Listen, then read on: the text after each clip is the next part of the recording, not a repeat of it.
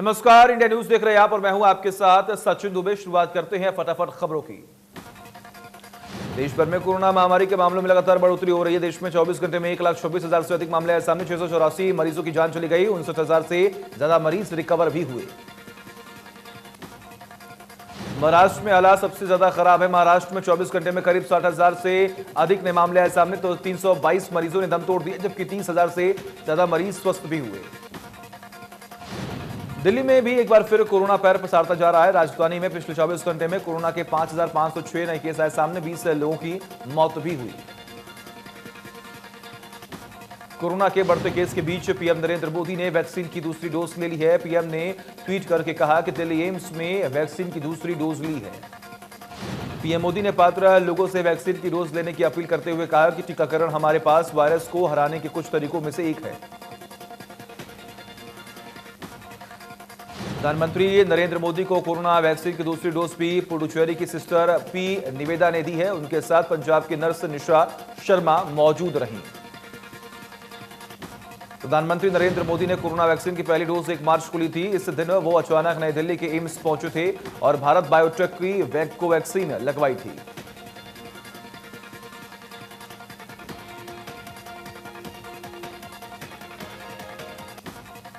कृषि मंत्री नरेंद्र सिंह तोमर ने दिल्ली के राम मनोहर लोहिया हॉस्पिटल में जाकर कोरोना वैक्सीन की दूसरी डोज ली है और लोगों से वैक्सीन लगवाने की अपील की है।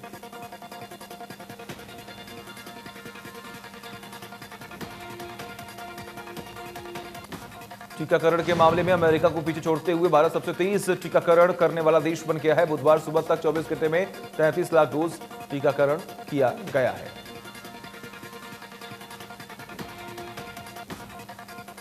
अब तक देश में कुल 9 करोड़ डोज वैक्सीन लगाई जा चुकी हैं। कुछ राज्यों ने वैक्सीन की कमी का मुद्दा उठाते हुए केंद्र से सप्लाई बढ़ाने की मांग की है।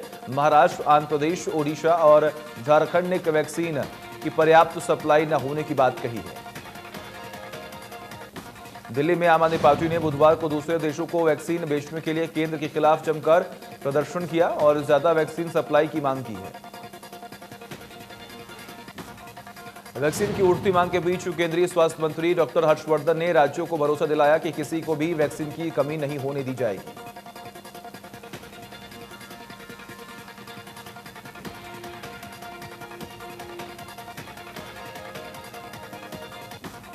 देश में कोरोना के बढ़ते खतरे को लेकर पीएम नरेंद्र मोदी सभी राज्यों के मुख्यमंत्रियों के साथ मीटिंग करेंगे। शाम 6:30 बजे यह मीटिंग होगी। पीएम मौजूदा हालात पर सभी राज्यों के सीएम और उच्च अधिकारियों से वीडियो कॉन्फ्रेंसिंग के जरिए बात करेंगे। इसके अलावा ये मोदी राज्यों के मुख्यमंत्रियों से वैक्सीनेशन पर भी बातचीत करेंगे। देश में तेजी से बढ़ते कोरोना संक्रमण के कारण पाबंदियों भी लौटने लगी हैं। यूपी की राजधानी लखनऊ के बाद वाराणसी और कानपुर में नाइट कर्फ्यू लगा दिया गया। वाराणसी में कोरोना वायरस पर प्रभावी नियंत्रण के लिए महामारी अधिनियम के तहत सख्ती बढ़ाई जाएगी। यह सख्ती आज से 1 हफ्ते तक लागू रहेगी। चरखी में आए दिन कोरोना के नए केस मिल रहे हैं। इस बीच वैक्सीन खत्म होने से वैक्सीनेशन के काम में परेशानी हो रही है। सीएमओ ने बताया कि सरकार के पास डिमांड भेज दी थी। 18,000 वैक्सीन आ गई, जो कि फिलहाल के लिए काफी है। जिले में ग्रामीण क्षेत्र में भी टीम वैक्सीनेशन का काम कर रही है।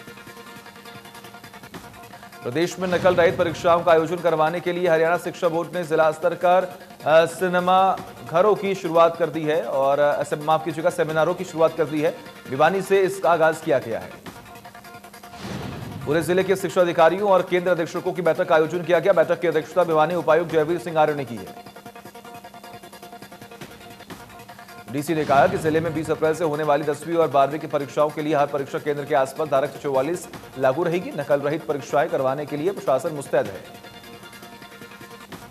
बोर्ड उपाध्यक्ष ने कहा कि अगर कोई बच्चा कोरोना से संक्रमित है तो उसके लिए अलग से केंद्र के रूम में व्यवस्था की जाएगी। परीक्षा केंद्र में कोरोना नियमों का सख्ती से पालन करवाया जाएगा। बीजेपी कोर कमेटी की बैठक हुई, जिसमें तय हुआ कि अब हरियाणा में जहां भी सार्वजनिक कार्यक्रम होंगे बीजेपी के नेता उसमें शामिल होंगे। किसान लगातार बीजेपी नेताओं के कार्यक्रम पर विरोध करते आ रहे हैं। बैठक में रणनीति तैयार की गई। 14 अप्रैल को हरियाणा में बड़े स्तर पर बाबा साहब की जयंती पर कार्यक्रम का आयोजन किया जाएगा। इस दिन जो भी कार्यक्रम आयोजित होंगे उसमें बीजेपी के नेता और मंत्री शामिल होंगे। गुरुग्राम में शीतला माता मंदिर के भव्य पुनर्निर्माण को लेकर जोरों शोरों से तैयारियां की जा रही हैं। सीएम मनोहर लाल शीतला माता मंदिर का शिलान्यास करेंगे। 70 करोड़ की लागत से पूर्व निर्माण किया जाएगा। मौके पर जाकर गुरुग्राम एमसीजी कमिश्नर विनय प्रताप और विधायक सुधीर सिंगला ने तैयारियों का जायजा लिया। विधायक ने कहा कि शीतला माता मंदिर का निर्माण कार्य काफी समय से अधूरा पड़ा हुआ था। गुरुग्राम एमसीजी कमिश्नर का कहना है कि शीतला माता मंदिर को भव्य मंदिर के रूप में विकसित किया जाएगा ताकि आने वाले श्रद्धालुओं को किसी तरह की कोई तकलीफ न हो। निर्माण कार्य को पूरा होने में करीब 2 साल लगेंगे। अनाज मंडियों में आढ़तियों ने काम करने से मना कर दिया है। करनाल की अनाज मंडी में मजदूर आराम फरमा रहे हैं और आढ़ती दुकानों में बैठे हैं। आढ़तियों का कहना है कि मांग पूरी नहीं होने तक वो काम नहीं करेंगे। वहीं आढ़तियों ये भी चाहते हैं कि सरकार इस बात को ऑप्शनल कर दे कि किसानों को पैसे सरकार से डायरेक्ट चाहिए या फिर आढ़ती के माध्यम से, जिसे लेकर किसान और मजदूर भी आढ़तियों के साथ दिखे। वल्लभगढ़ की अनाज मंडी में किसानों को अपनी फसल की तुलाई को लेकर परेशानी उठानी पड़ रही है। तो मंडी में गेहूं की फसल का उठान नहीं होने से मार्केट कमेटी के अधिकारियों को भी दिक्कतें हो रही हैं। किसानों की माने तो मंडी के अंदर तुलाई के लिए कहीं पर भी कोई कांटा नहीं लगा है, जिसके चलते उनको पहले मंडी आना पड़ता है और फिर सड़क की दूसरी तरफ ट्रैक्टर से ले जाकर तुलाई करानी पड़ती है। मार्केट कमेटी अधिकारियों का कहना है कि किसानों को तुलाई करवाने से परेशानी हो रही है, जिसको लेकर आला अधिकारियों ने बात की है। मंडी से गेहूं की फसल का उठान भी नहीं हो पा रहा है। कैथल में सीवन और चौकूल दाना गांव के खेतों में लगी आग से किसानों की 45 एकड़ गेहूं की फसल जलकर राख हो रही है।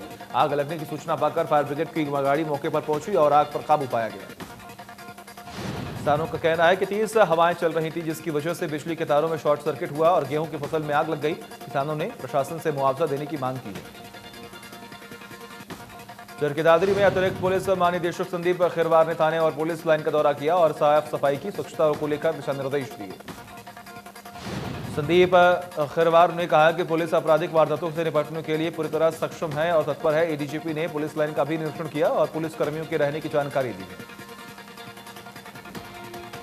पंचकुला के गांव अभयपुर में 7 साल की बच्ची के साथ 17 साल के नाबालिग ने छेड़छाड़ की। परिजनों ने बताया कि पड़ोस में रहने वाली नाबालिग ने छेड़छाड़ की है, जिसकी शिकायत पुलिस को दी गई है। हांसी में 30 दिनों के नवजात बच्चे को माता पिता ने समाधा मंदिर में साधुत्व के लिए दान कर दिया। मंदिर में कार्यक्रम हुआ जिसमें काफी संख्या में लोग जुटे और महंतों को मौजूदगी से बच्चों को मंदिर में सौंपने की रस्म की गई है। सोशल मीडिया के जरिए मामला पुलिस के संज्ञान में आया, जिसके बाद पुलिस हरकत में आई और अंधविश्वास में डूबे माता पिता और मंदिर महंत को चौकी में तलब किया और ऐसा न करने की चेतावनी दी है। समाधा मंदिर में कुछ लोग अपनी मन्नत पूरी होने पर बच्चे की पहले में ही चढ़ा चुके हैं। तीसरे बच्चे को मंदिर में महंत को सौंप गया था। व्यापारी ने अपने बच्चे का मंदिर में दान किया है। ई कॉमर्स कंपनियों से वेयरहाउसिंग की बढ़ती मांग को देखते हुए हरियाणा सरकार ने फ्लिपकार्ट समूह को 40 एकड़ जमीन आवंटित की है, जिस पर फ्लिपकार्ट अपने सबसे बड़े आपूर्ति केंद्र को स्थापित करेगा। यह निर्णय सीएम मनोहर लाल की अध्यक्षता में हुई हरियाणा एंटरप्राइजेस प्रमोशन बोर्ड की 10वीं बैठक में लिया गया। बैठक में उप मुख्यमंत्री दुष्यंत चौटाला और शिक्षा मंत्री कंवरपाल गुर्जर भी मौके पर मौजूद थे। प्रदेश में उप मुख्यमंत्री दुष्यंत चौटाला ने कहा कि हरियाणा में फ्लिपकार्ट कंपनी के साथ करार हुआ है। 140 एकड़ में 2 फेज में वेयरहाउस फ्लिपकार्ट कंपनी बनाएगी। उन्होंने कहा कि पिछले 1 साल में कई कंपनियां हरियाणा में निवेश करने के लिए आगे आई हैं। 160 एकड़ में एटीएल बैटरी का एक प्लांट सोहाना के अंदर लगाया जा रहा है। गुरुग्राम में किसान सरसों की फसल प्राइवेट मंडी में करीब 5,500 के बीच बेचकर मुनाफा कमा रहे हैं। प्राइवेट मंडियों में किसानों को सरकारी रेट से ज्यादा और तुरंत राशि मिल रही है।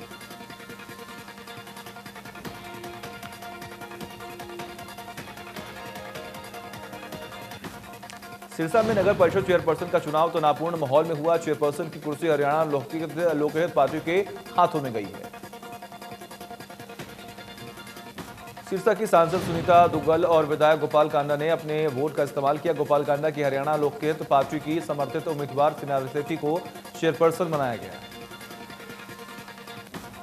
चुनावी प्रक्रिया में सुनीला दुग्गल और गोपाल कांडा के भाग लेने पर किसानों ने विरोध प्रदर्शन किया। पुलिस ने किसानों को रोकने के लिए नगर परिषद से 100 मीटर दूर चारों ओर बैरिकेड्स लगाए थे।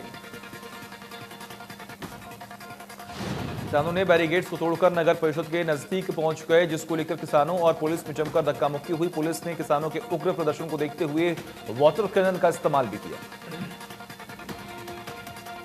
गोहाना अनाज मंडी में पुरानी पॉलिसी के आधार पर गेहूं का उठान नहीं होने के कारण आढ़तियों ने गेहूं की परचेज बंद कर दी है। मंडी में 5 दिन पहले किसान गेहूं लाए थे, लेकिन अभी तक उसका उठान नहीं किया गया। आढ़तियों को गेहूं उठान को लेकर परेशानी हो रही है। उनकी मांग है कि सरकार ऑनलाइन सिस्टम को बंद कर पुराने सिस्टम से उठान करे। कहा कि जब तक पुराने सिस्टम से गेहूं का उठान नहीं होता, वो किसानों का गेहूं नहीं उतरवाएंगे। आढ़तियों ने अपनी मांग को लेकर हड़ताल की, जिससे किसानों को काफी परेशानी हो रही है। इसके साथ ही साथ किसानों को आने वाले दिनों में फसल बेचने में भी परेशानियों का सामना करना पड़ सकता है।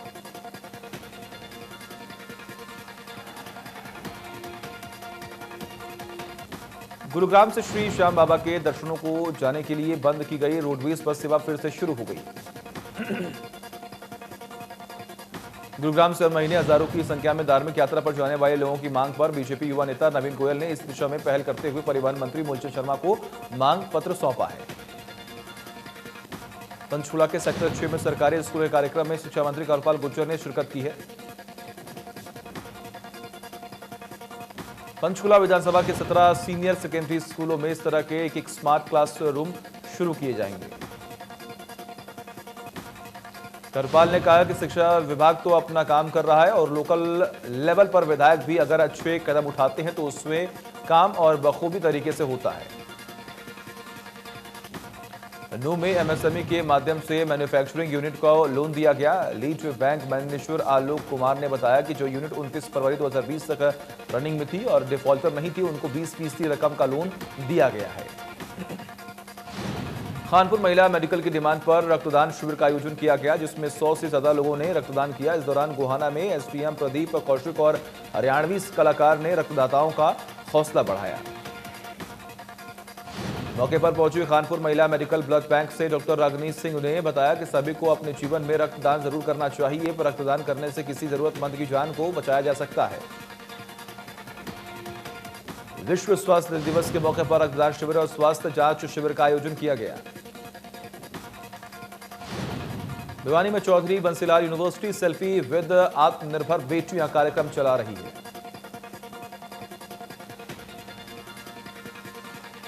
अभियान के तहत यूनिवर्सिटी कर्मचारी गांवों में खेत, घर और पशुपालन के कार्यों में जुटी हुई है और महिलाओं के साथ सेल्फी लेकर पोस्ट कर रही है। कैथल की गांव पट्टी अफगान के बॉबी चौहान ने नोएडा में हुए ऑल इंडिया कुश्ती प्रतियोगिता में 71 किलोग्राम भार वर्ग में ब्रॉन्ज मेडल जीतकर प्रदेश का नाम रोशन किया। कैथल पहुंचने पर बॉबी का जोरदार स्वागत किया गया। बॉबी का सपना है कि वो ओलंपिक में देश के लिए गोल्ड मेडल लेकर आए। नूह में पीएम स्वनिधि योजना का लोगों को फायदा मिल रहा है। लीड बैंक मैनेजर ने बताया कि नूह में योजना का 369 लोगों ने लाभ उठाया। बैंक मैनेजर ने कहा कि योजना को प्रभावी ढंग से लागू करने में सरकारी बैंकों की महत्वपूर्ण भूमिका रही, तो लाभार्थियों के मुताबिक गरीबों के कल्याण के लिए इस तरह की योजनाएं चलाई जानी चाहिए।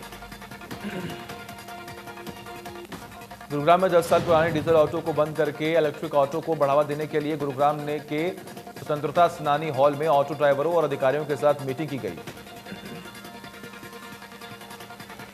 फरीदाबाद नगर निगम में बिना काम किए फर्जी बिलों से करोड़ों रुपए का गबन करने मामले में आई 5 रिपोर्ट में दोषी अधिकारियों और चौकीदार पर सख्त टिप्पणी की गई है। उच्च अधिकारियों को भेजी गई जांच रिपोर्ट में दोषी अधिकारियों के खिलाफ सख्त कार्रवाई करने की सिफारिश भी की गई है। और वही जज्जर पुलिस ने ट्रैफिक नियमों का उल्लंघन करने वालों और पटाखा बजाने वाले बुलेट मोटरसाइकिलों की चेकिंग के लिए विशेष अभियान चलाया।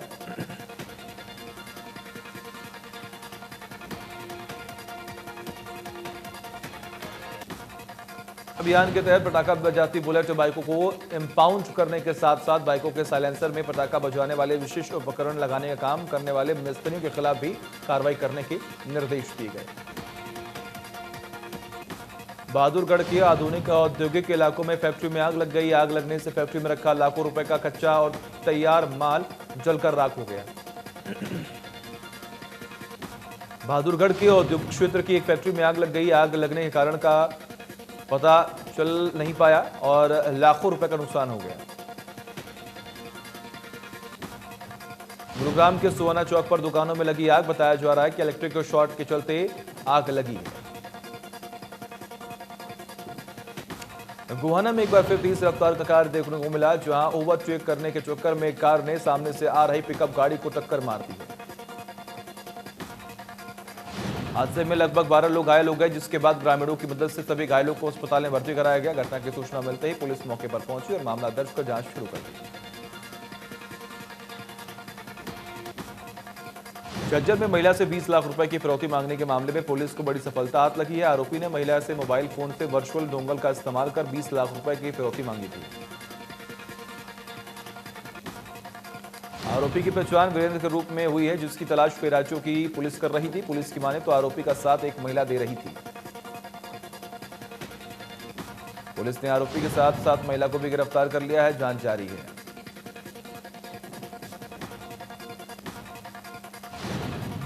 वहीं बल्लभगढ़ में जूते की दुकान में चोरों ने शटर काटकर कई जोड़ी जूते चुरा लिए। मौके से भागने में सफल हो गए।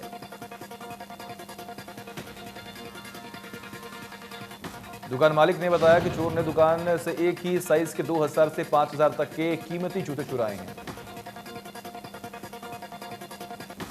अंबाला रेलवे पुलिस के हाथ बड़ी कामयाबी हाथ लगी है। पुलिस ने 22 किलो गांजे के साथ बिहार के समस्तीपुर से अमृतसर जाने वाली ट्रेन में पप्पू मुखिया को गिरफ्तार किया है। यमुनानगर के दादोपुर की तरफ से आ रही तेज रफ्तार कार ने 2 लोगों को टक्कर मार दी है।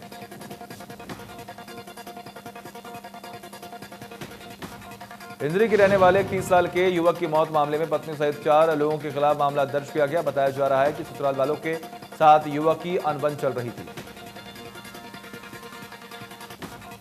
परिजनों की माने तो युवक ने अपनी पत्नी और ससुराल वालों से तंग आकर खुदकुशी की, जिसे लेकर उसकी पत्नी सहित 4 लोगों के खिलाफ मामला दर्ज कराया गया। और वहीं प्रदेश में 24 घंटे में कोरोना के 2000 से ज्यादा मामले सामने आए। 11 मरीजों ने दम तोड़ दिया। दतिया के गर्ल्स स्कूल में 12 छात्राओं की कोरोना रिपोर्ट पॉजिटिव आई, जिससे स्कूल स्टाफ और अभिभावकों में हड़कंप मच गया। संक्रमित छात्राओं को होम क्वारंटाइन किया गया। स्वास्थ्य विभाग ने आगामी आदेशों तक स्कूल बंद रखने के निर्देश दिए। कोरोना के बढ़ते संकट के बीच एक बार फिर रोहतक का प्राचीन शीतला माता मंदिर बंद हो गया।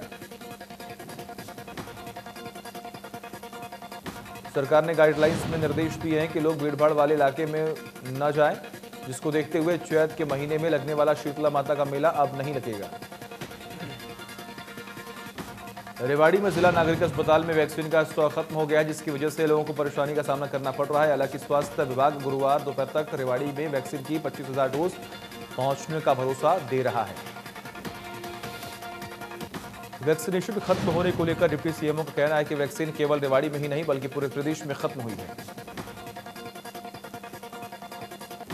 रेवाड़ी पहुंचने के बाद फिर से वैक्सीनेशन का काम शुरू किया जाएगा। अब तक जिले में 75,000 लोगों को वैक्सीन लगी है। बल्लभगढ़ में बीजेपी के वरिष्ठ नेता यशवी डागर ने सरकारी अस्पताल में कोरोना वैक्सीन लगवाई। यशवी डागर ने कहा कि सरकारी अस्पतालों में कोरोना का टीका लगाने के लिए बहुत ही अच्छी व्यवस्थाएं की गई हैं। अंबाला में कोरोना का कहर थमने का नाम नहीं ले रहा। पिछले 7 दिनों में 6 लोगों की कोरोना से मौत हो चुकी है। विश्व स्वास्थ्य दिवस के मौके पर पलवल के लघु सचिवालय में प्रशासन और रेड क्रॉस सोसाइटी ने कोरोना योद्धाओं का उत्साह बढ़ाने के लिए सम्मान समारोह किया। नगराधीश ने कहा कि कोरोना का संक्रमण अभी खत्म नहीं हुआ, सतर्क रहने की जरूरत है।